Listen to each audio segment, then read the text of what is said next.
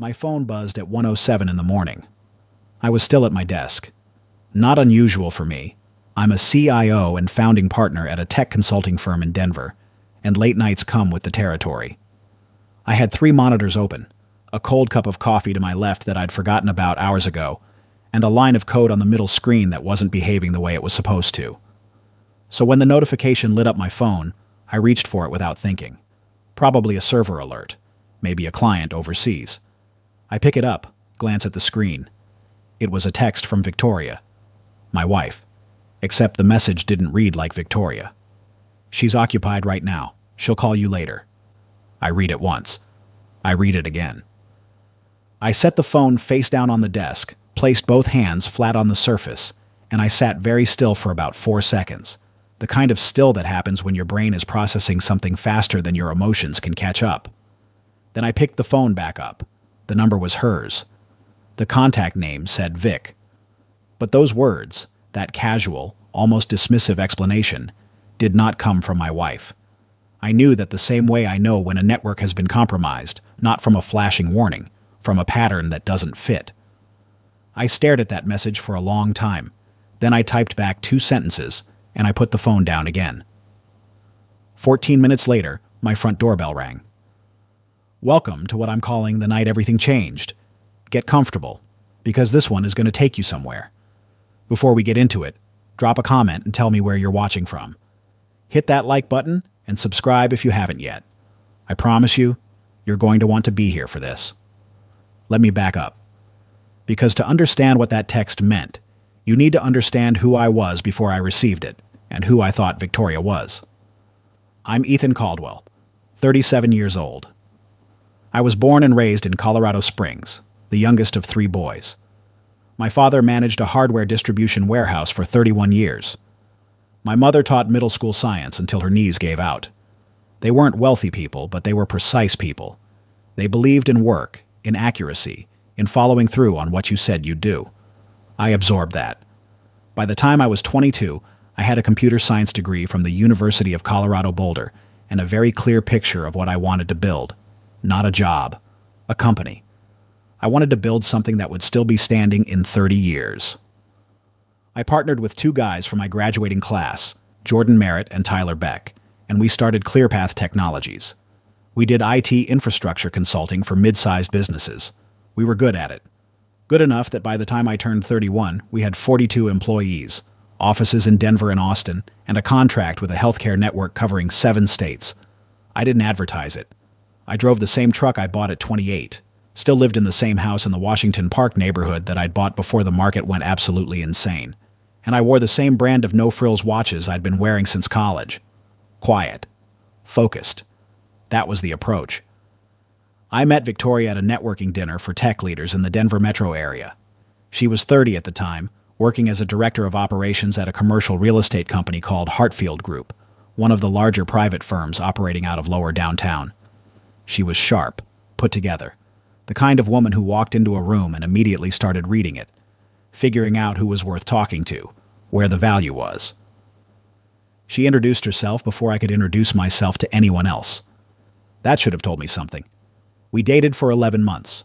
I proposed at Red Rocks, not during a concert, not with some elaborate production.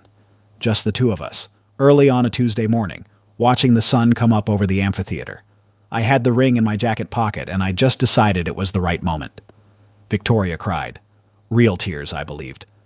We got married on a Saturday in September, 3 years before the night I'm telling you about. Small ceremony in Estes Park. The mountains behind us. 41 people we actually cared about in attendance. My brother Connor was my best man. Victoria's maid of honor was her college roommate, a woman named Brooke, who flew in from Seattle. The first year was good. Genuinely good. We bought a house together, a renovated Craftsman in Wash Park, 4 blocks from the one I'd sold to make the down payment. Victoria threw herself into decorating it, and I threw myself into work, and we had dinners on the porch most evenings, and it felt like we'd figured something out. I want to be honest about the second year. Things changed, and I noticed, and I told myself a story about it. That's what people do, isn't it? They notice the shift, and they construct an explanation that doesn't require them to blow up their own life. Victoria's company, Hartfield Group, promoted her to VP of Operations at the end of year 1 of our marriage. Her new boss, the executive director of the whole commercial division, was a man named Derek Sloan, 51 years old, silver-haired, the kind of guy who wore expensive suits to casual meetings and drove a black Range Rover with personalized plates. I met Derek 3 times. Once at a company event Victoria brought me to, once at a charity dinner downtown, and once when he stopped by our house unexpectedly to drop off documents Victoria had forgotten at the office. I didn't love that one, not because anything happened, but because of how comfortable he seemed standing on my porch, like he'd been there before, at least in his mind. Victoria started working late, not occasionally, regularly. Tuesday nights she was reliably not home until after 9. Some Fridays she'd text to say she was going to grab dinner with colleagues, and I'd find her home at midnight. She said the role demanded it. Derek was a demanding boss, she told me. High expectations, tight timelines.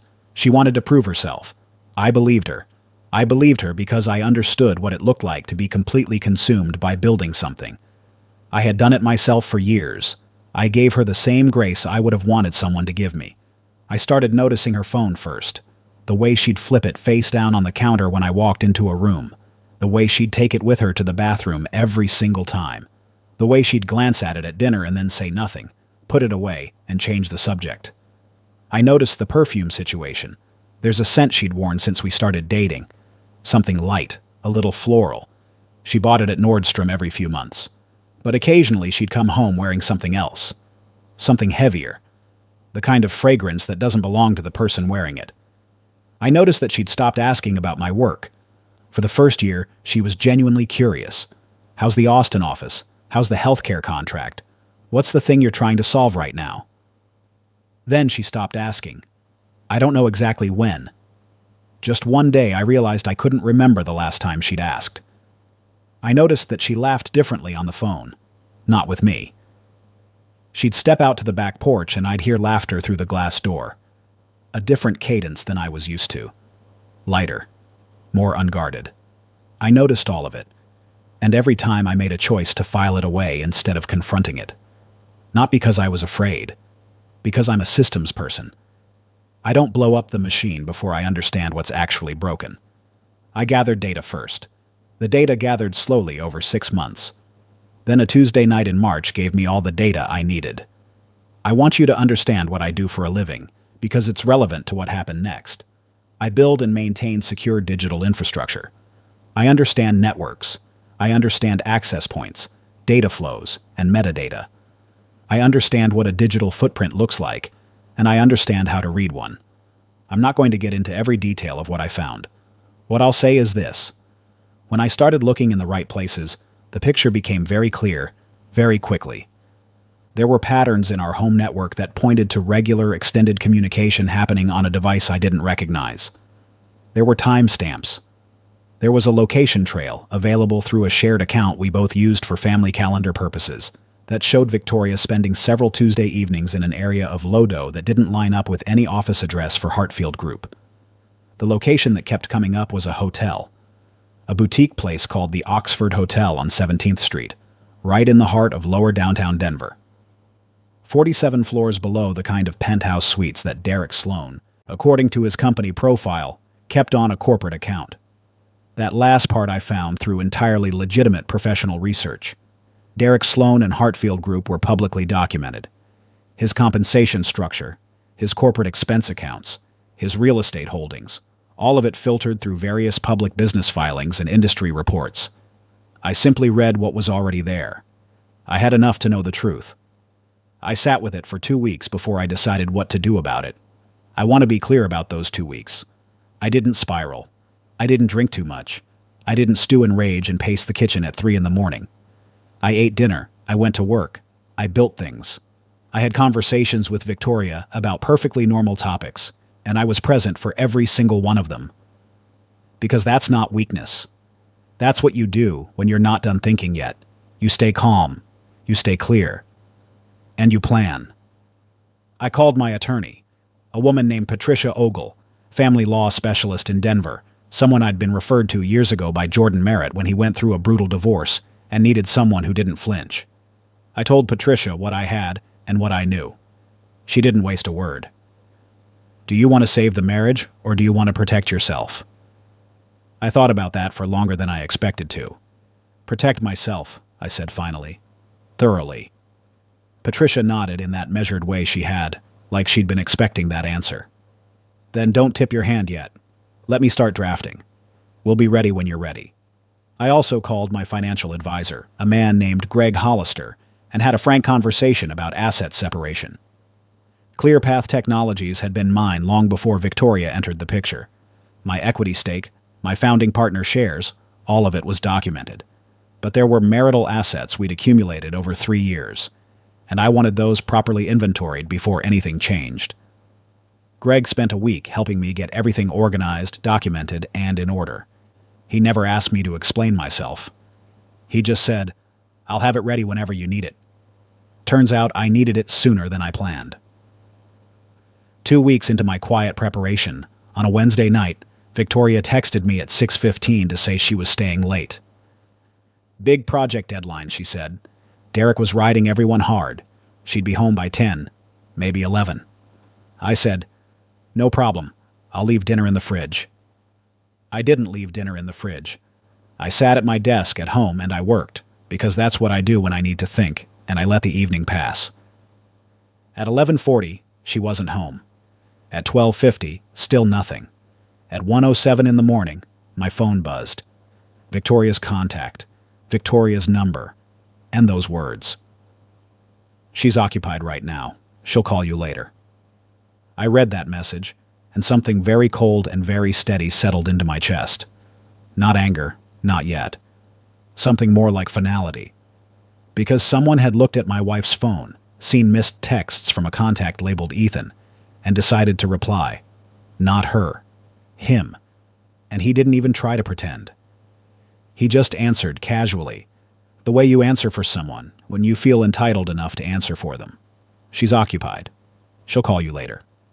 Like I was a minor inconvenience.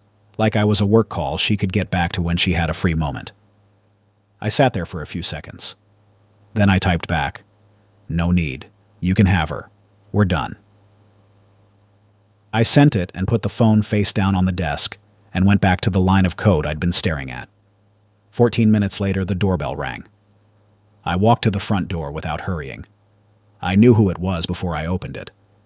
I looked through the peephole first. Old habit. And there they were on my porch. Victoria, still in her work clothes, coat half on like she'd thrown it on while running.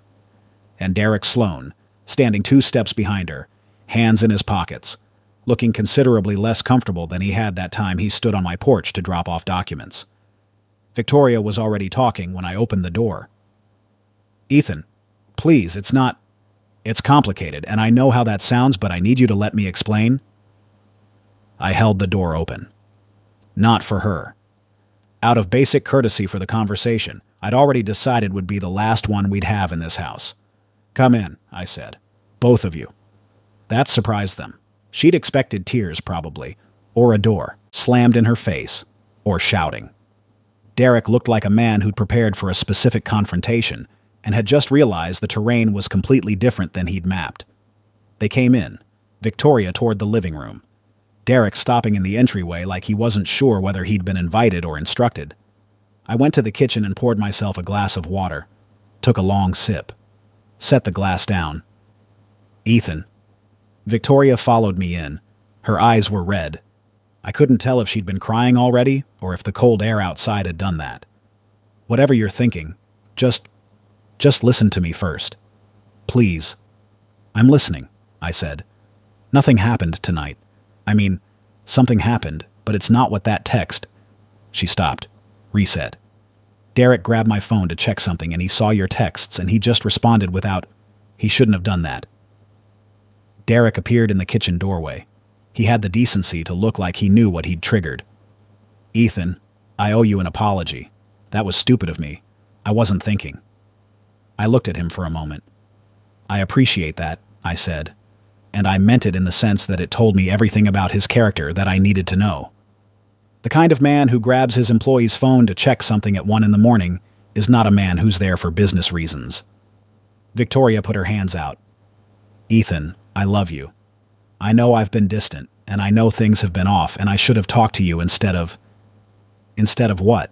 I asked. Silence. Instead of what, Victoria? Her hands dropped. I made a mistake, she said quietly. I made a terrible mistake, and I am so sorry. I nodded. I let that sit in the kitchen for a moment. Then I said, I know you did. I've known for a while. Both of them went very still. I've spent the last 2 weeks making sure that when this conversation happened, I was ready for it. Not you. Me. I looked at Derek. My attorney has already been working. My financials are already organized.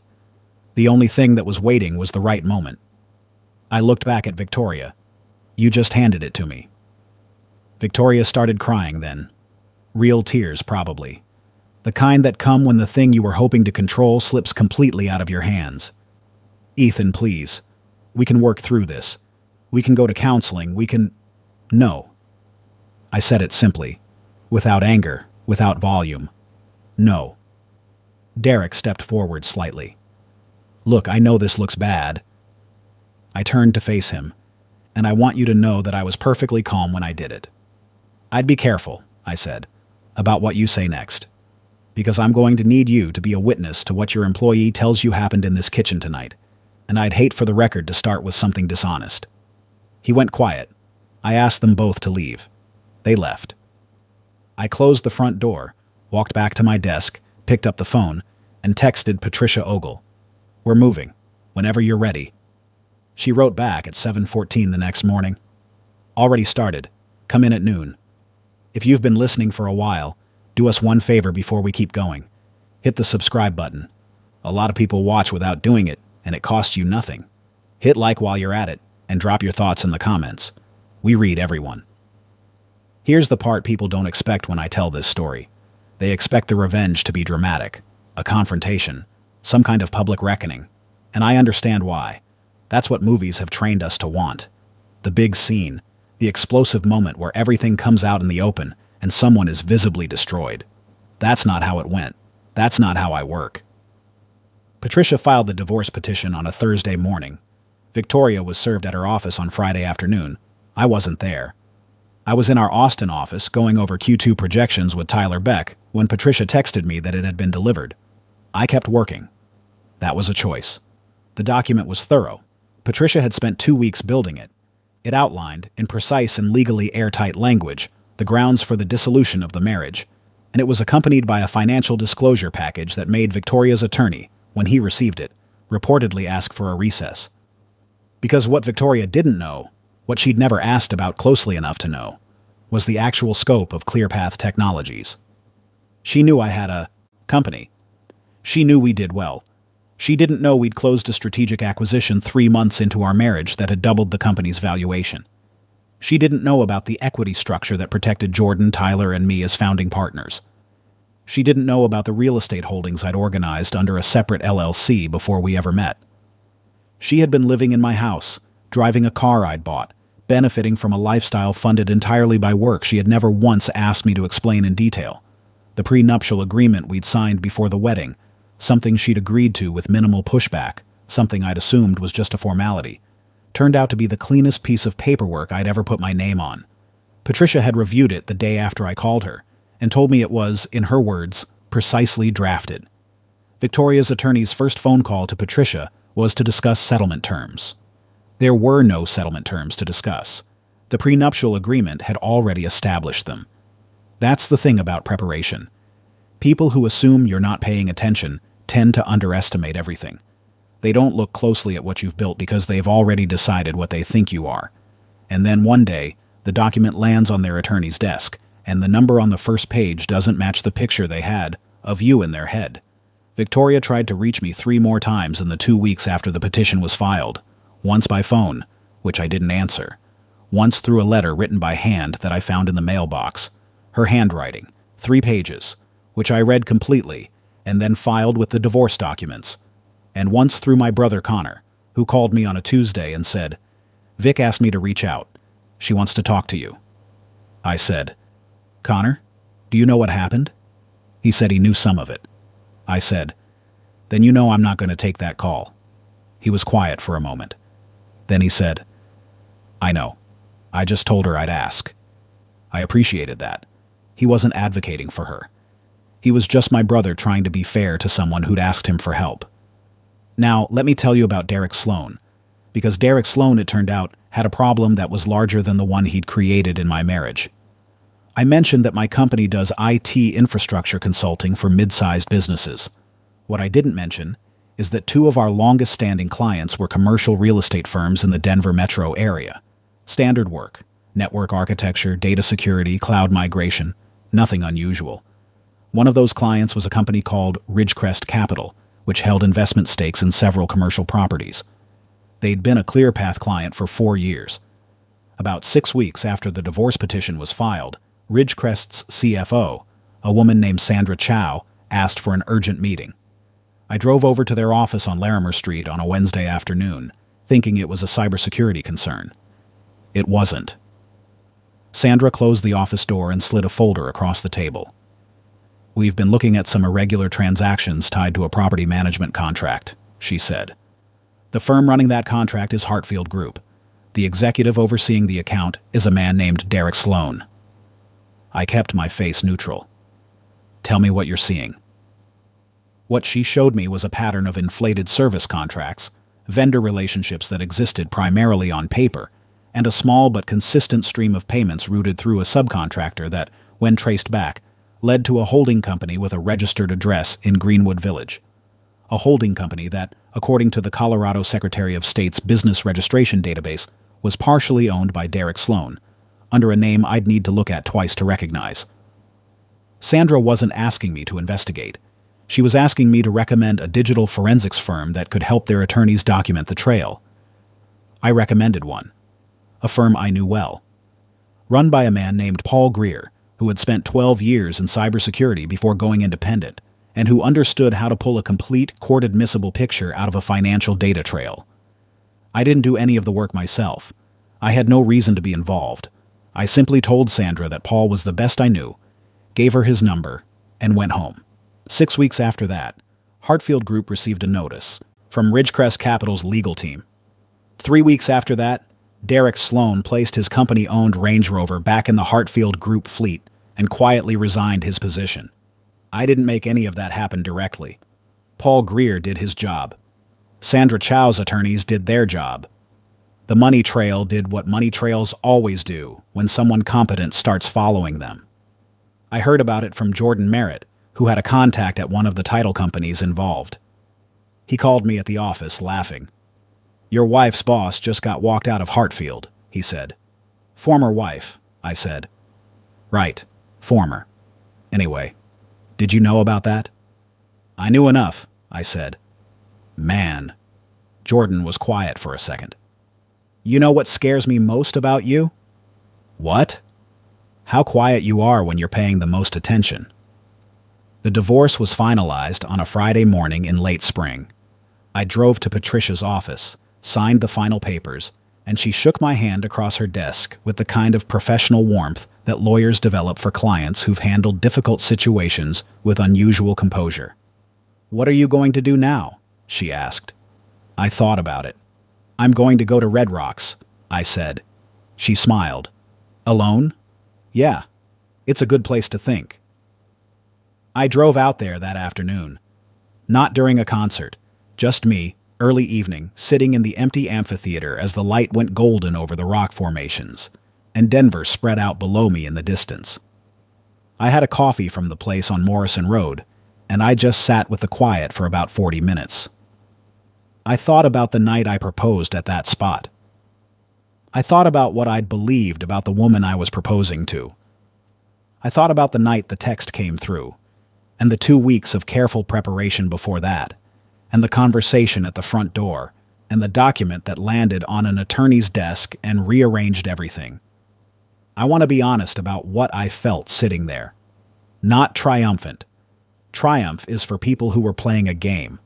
I wasn't playing a game. I was responding to a betrayal with the only thing I actually know how to do well, which is think clearly and build carefully and not waste motion on drama that doesn't move things forward. I felt something closer to relief. The kind that comes not from winning, but from being done. From having the record be accurate. From knowing that every decision I made through those months was one I could explain completely and without embarrassment to anyone who ever asked. Here's where things stand now, 8 months later. ClearPath Technologies closed the fiscal year with its best quarter in company history. We brought on a healthcare network in 3 new states and added 11 people to the team. Jordan Merritt is talking about opening a 3rd office in Nashville. Tyler Beck is working on a product we're not ready to announce yet, but that I'm genuinely excited about. I sold the Craftsman House in Washington Park. Not because I had to, it was in my name, protected by the prenup, but because I didn't want it anymore. Too many rooms that felt like someone else's choices. I bought a place in the Highlands neighborhood, smaller, with a good view of the Platte River and enough space for exactly what I need. My brother Connor came to help me move. We carried boxes in silence for most of the morning, and over lunch he said, "You know, I never actually liked Victoria that much." "You never said that." "You seemed happy." What was I supposed to say? That's my brother. He drove back to Colorado Springs that afternoon and texted me that night. "New place suits you. You look like yourself again." I didn't know I'd looked like anything else, but I believed him. Victoria is working at a different company now, a smaller property management firm in Cherry Creek. I know this because Denver is not a large city among people who work in professional services, and information travels. I don't track her. I just hear things sometimes. I don't feel anything particular when I do. Derek Sloan is no longer with Hartfield Group, as I mentioned. I don't know where he is. I don't care enough to look. The thing I keep coming back to, the thing that settled in me that night at Red Rocks and hasn't left, is this. The text came in at 1:07 in the morning. A man who felt entitled enough to answer my wife's phone to tell me she was busy sent me a message he thought would keep me quiet for a few more hours, long enough for them to wrap up whatever they were doing, long enough for me to fall asleep, and for the lie to continue for one more night.